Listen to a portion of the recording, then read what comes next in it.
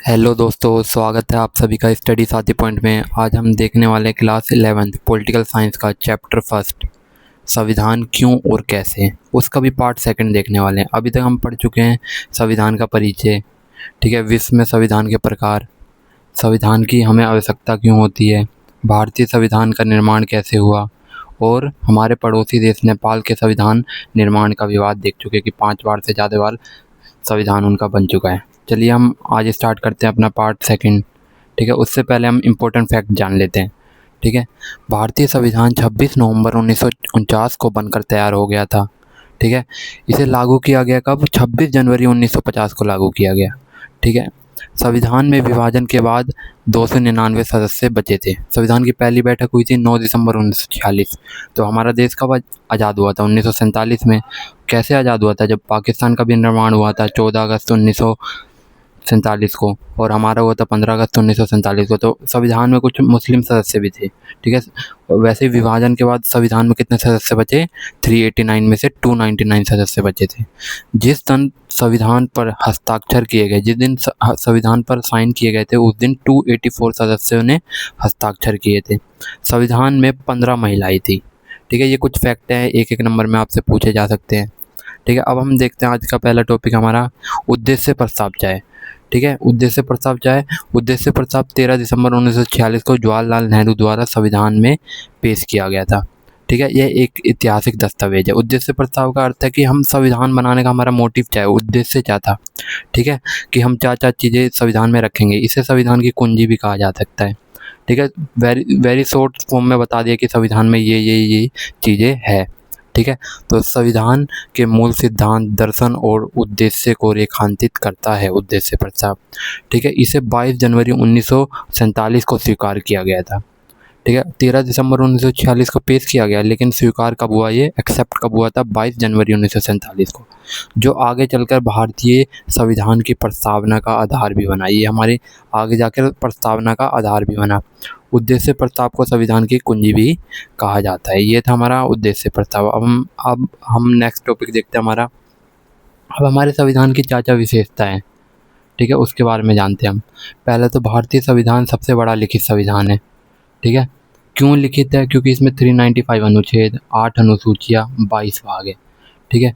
भारतीय संविधान एक लिखित दस्तावेज है जिसमें सरकार के सभी नियम, कानून और सिद्धांत शामिल है। इसमें 395 अनुच्छेद, 8 अनुसूचियाँ और 22 भाग है, इसलिए भारतीय संविधान को दुनिया का सबसे बड़ा लिखित संविधान कहा जाता है। इसकी दूसरी विशेषता है हमारी संसदीय शासन प्रणाली, ठीक है। संसदीय शासन प्रणाली में क्या होता है, ठीक है, सरकार के प्रति जवाबदेह कौन होता है? सरकार, ठीक है। वास्तविक शक्ति किसके पास होती है? सारी प्रधानमंत्री के पास होती है, ठीक है। भारत में संसदीय शासन प्रणाली है, जिसका अर्थ है कि सरकार संसद के प्रति जवाब देगी। संसद मतलब कि सरकार को कौन चुनता है? जनता। तो जो सरकार होगी वो जनता के प्रति क्या होगी? जवाबदेह होगी। कुछ भी होगा तो वो जनता के सामने आकर बताएगी उस चीज़ को।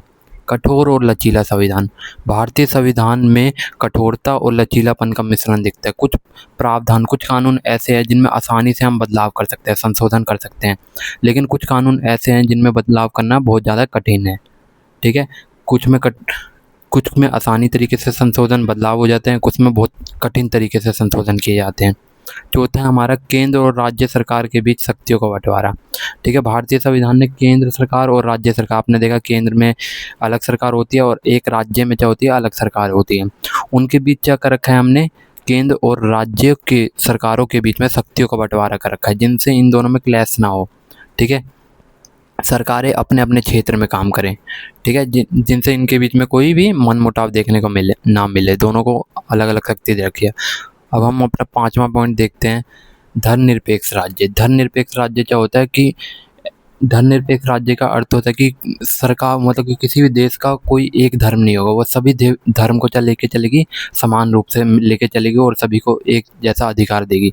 भारत एक धर्मनिरपेक्ष राज्य है, जिसका अर्थ यह है कि राज्य का कोई आधिकारिक धर्म नहीं है और सभी धर्मों के लोगों को समान अधिकार प्राप्त हैं, ठीक है। ये होता है धर्मनिरपेक्ष राज्य, ठीक है। अब हम देखते हैं छठा पॉइंट हमारा, वयस्क मताधिकार की व्यवस्था, ठीक है। वयस्क मताधिकार की व्यवस्था का अर्थ है कि भारत में 18 साल से ऊपर की आयु वाले सभी पुरुष, स्त्री, ठीक है, वो किसी भी जाति का हो, किसी भी धर्म का हो, ठीक है, सभी नागरिकों को अपना एक वोट देने का अधिकार, जिससे वो अपने सरकार में ले सके, भागीदारी ले सकें, ठीक है, अपने जनप्रतिनिधि को चुन सके। ठीक है, 18 साल से ऊपर से अधिक आयु के सभी नागरिक को वोट देने का अधिकार सार्वभौमिक वैध मताधिकार है। ठीक है, 7वीं विशेषता क्या है हमारे संविधान की? स्वतंत्र न्यायपालिका। स्वतंत्र मतलब कि इंडिपेंडेंट हमारे पास जुडिशरी है। ठीक है, वो किसी भी सरकार के दबाव में आके निर्णय नहीं लेती है, वो स्वतंत्र रूप से अपने लेती है, निर्णय लेती है। ऐसे भारतीय संविधान एक स्वतंत्र न्यायपालिका की स्थापना करता है, जो सरकार के अन्य दोनों भागों विधायिका और कार्यपालिका से स्वतंत्र होकर क्या करता है, काम करता है। ठीक है, वो सरकार के प्रेशर में आके काम नहीं करता है, वो स्वतंत्र होकर इंडिपेंडेंट होकर अपने निर्णय वगैरह लेता है। ठीक है, 8वां पॉइंट है आपका राज्य के नीति निर्देशक तत्व।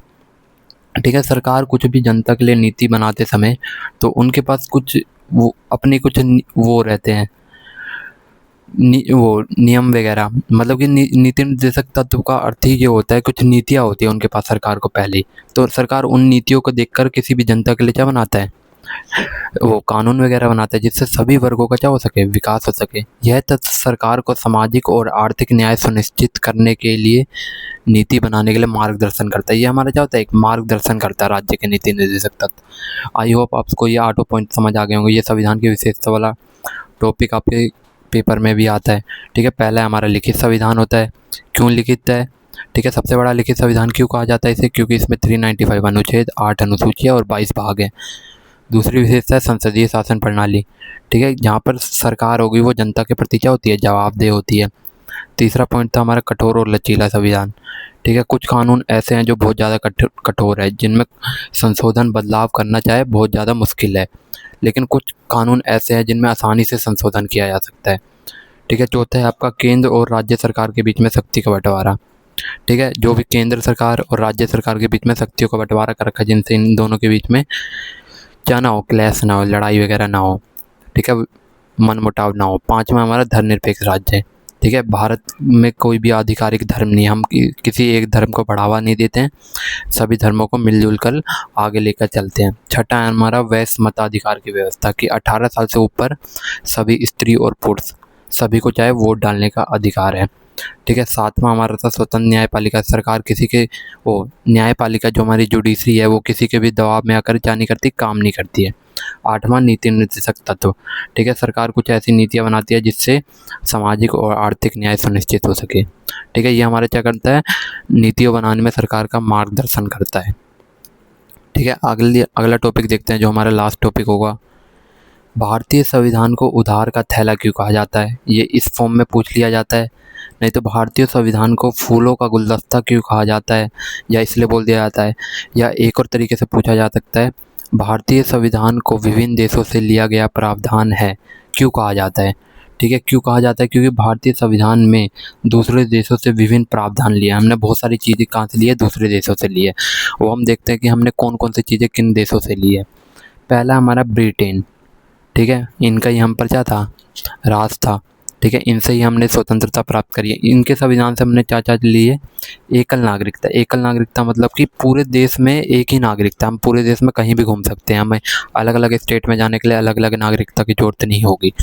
दूसरा है संसदीय व्यवस्था। इसमें क्या होता है, सरकार क्या होती है, जनता के प्रति जवाबदेह होती है। उसके बाद क्या होता है, विधि का शासन, कानून का शासन होगा। ठीक है, भारत में चाहे कानून का शासन है, आप कुछ भी गलतियाँ वगैरह करते हो तो कानून आपको न्याय दिलवाता है, या आपके साथ कुछ भी गलत वगैरह हुआ होगा तो। अब हम देखते हैं कि हमने अमेरिका के संविधान से क्या क्या चीज़ें ली है। पहला लिया हमने मौलिक अधिकार लिया अमेरिका के संविधान से। ठीक है, जो व्यक्ति के व्यक्तित्व के विकास के लिए क्या होता है, आवश्यक होता है। दूसरी चीज़ हमने लिया स्वतंत्र न्यायपालिका, इंडिपेंडेंट न्यायपालिका, हमने विशेषता में भी पढ़ा था अभी। ठीक है, किसी के भी दबाव में आके काम नहीं करती है जुडिशरी जो हमारी है। तीसरी है न्यायिक पुनरावलोकन। न्यायिक पुनरावलोकन, अगर कोई भी मतलब आपका कोर्ट कोई फैसला सुना देता है, वो फैसले के द्वारा से क्या कर सकता है, जांच भी कर सकता है। यही होता है न्यायिक पुनरावलोकन। ये चीज़ें हमने कहाँ से ली है, अमेरिका से ली है। अब हम तीसरा पढ़ते हैं आयरलैंड। आयरलैंड से हमने कौन कौन सी चीज़ें ली है, राज्य के नीति निर्देशक तत्व। ठीक है, ये हमारा मार्गदर्शन करता है कोई भी नीतियाँ बनाने में। ये हमने कहाँ से ली है, आयरलैंड से ली है। ठीक है, राष्ट्रपति जो हमारा प्रेसिडेंट होता है उसके निर्वाचन की प्रणाली। ठीक है, जो राष्ट्रपति के इलेक्शन की जो भी व्यवस्था है ठीक है, वो कहाँ से लिया हमने, आयरलैंड से लिया है। तीसरा, राज्यसभा में सदस्यों का मनोनयन। ठीक है, राज्यसभा में आपको पता है कि 12 सदस्य राष्ट्रपति द्वारा चुने जाते हैं। ठीक है, वो ये व्यवस्था भी हमने कहाँ से ली है, आयरलैंड से ली है। ठीक है, चौथा हम पढ़ते हैं कनाडा। कनाडा से हमने क्या क्या चीज़ें ली है, सशक्त केंद्र सरकार, मतलब कि मजबूत केंद्र सरकार। ज़्यादा शक्ति किसके पास है, केंद्र सरकार। अब वर्तमान में देख सकते हो राज्य से ज़्यादा शक्ति किसके पास होती है, केंद्र सरकार के पास होती है। दूसरी चीज़ जरा ली है, अवशिष्ट शक्तियाँ केंद्र सरकार के पास होगी। अवशिष्ट शक्तियों का अर्थ है, हमारे संविधान ने 3 सूचियाँ बना दी गई है कि एक पर बस केंद्र सरकार कानून बनाएगी, एक सूची पर राज्य सरकार कानून बनाएगी, एक सूची जो होती है जिसे समवर्ती सूची बोलते हैं उस पर दोनों कानून बनाएगी। अगर कोई ऐसी चीज़ है जो इन तीनों सूची में नहीं है, वह आ जाती है तो उस पर कानून कौन बनाएगी, केंद्र सरकार बनाएगी। ठीक है, अब हम 5वां पॉइंट देखते हैं, ऑस्ट्रेलिया। ऑस्ट्रेलिया से हमने क्या क्या चीज़ें ली है। ऑस्ट्रेलिया से पहले हमने लिया है समवर्ती सूची। ठीक है, समवर्ती सूची जहाँ पर केंद्र और राज्य मिलकर कानून बनाते हैं, कुछ ऐसे विषय होते हैं। उसके बाद चाहे संयुक्त बैठक। संयुक्त बैठक किस किस की होते हैं, लोकसभा और राज्यसभा को एक साथ बैठक होती है, उसी को बोलता है संयुक्त बैठक। ठीक है, ये हमारे संविधान में अनुच्छेद 108 में बताया गया है। ये हमने कहाँ से लिया है, ऑस्ट्रेलिया से लिया है। जो हमारी प्रस्तावना है उसकी जो भाषा है वो कहाँ से ली हमने, ऑस्ट्रेलिया से ली है। अब छठा पॉइंट देखते हैं हम, फ्रांस। फ्रांस से हमने क्या लिया है, स्वतंत्रता, समता, बंधुत्व और गणतंत्र। ठीक है, अब हम पढ़ते हैं अपना सातवां क्या है अपना, दक्षिण अफ्रीका। ठीक है, दक्षिण अफ्रीका से क्या लिया है हमने, संविधान संशोधन, संविधान में बदलाव करने की व्यवस्था। ठीक है, राज्यसभा में सदस्यों का निर्वाचन, जो राज्यसभा है उसमें सदस्यों का निर्वाचन कैसे होगा, ये चीज़ें हमने कहाँ से लिया है, दक्षिण अफ्रीका से लिया। 8वां, जर्मनी। जर्मनी से हमने चलिए इमरजेंसी लिया है, देश में इमरजेंसी लग गई, किसी बाहरी आक्रमण हो गया, किसी देश ने कर दिया तो हम इमरजेंसी लगा सकते हैं। ठीक है, ये कहाँ से लिया है हमने, जर्मनी से लिया है। तो आप देख सकते हो हमने कितने सारे प्रावधान अन्य देशों से लिए हैं। तो इसलिए भारतीय संविधान को उधार का थैला भी कहते हैं। ठीक है, या फूलों का गुलदस्ता भी कहते हैं, या विभिन्न देशों से लिया गया प्रावधान भी कहते हैं। अब ये नहीं है कि हमने डायरेक्ट वहाँ से संविधान में से, उनके संविधान से उठाया अपने संविधान में शामिल कर लिया, नहीं, हमने उसमें कुछ अच्छाई देखी, उस अच्छाई को रखा, ना कि पूरी व्यवस्था को रख लिया। ठीक है, आई होप आपको समझ आ गया होगा कि हमने कौन कौन से देशों से क्या क्या चीज़ें ली है। ब्रिटेन से हमने एकल नागरिकता, संसदीय व्यवस्था, विधि का शासन। अमेरिका से मौलिक अधिकार, स्वतंत्र न्यायपालिका। आयरलैंड से नीति निर्देशक तत्व। और राज्यसभा में सदस्यों का मनोनयन, मतलब निर्वाचन, मनोनयन चुना जाते हैं जो 12 सदस्य राष्ट्रपति द्वारा। कनाडा से केंद्र सरकार शक्तिशाली होगी। ऑस्ट्रेलिया से समवर्ती सूची। फ्रांस से हमने क्या लिया है, स्वतंत्रता, समता। दक्षिण अफ्रीका से संविधान संशोधन। जर्मनी से हमने लिया आपातकाल की व्यवस्था। आई होप आपको समझ आया होगा। इसी के तहत हमारी वीडियो होती है कंप्लीट, और ये चैप्टर भी हमारा होता है क्या, कंप्लीट। अगर आपको अच्छा लगा हो तो आप लाइक करना, शेयर करना, कमेंट करना। ठीक है, अगर आप हमसे जुड़े रहना चाहते हैं तो सब्सक्राइब करना। Thank you for watching.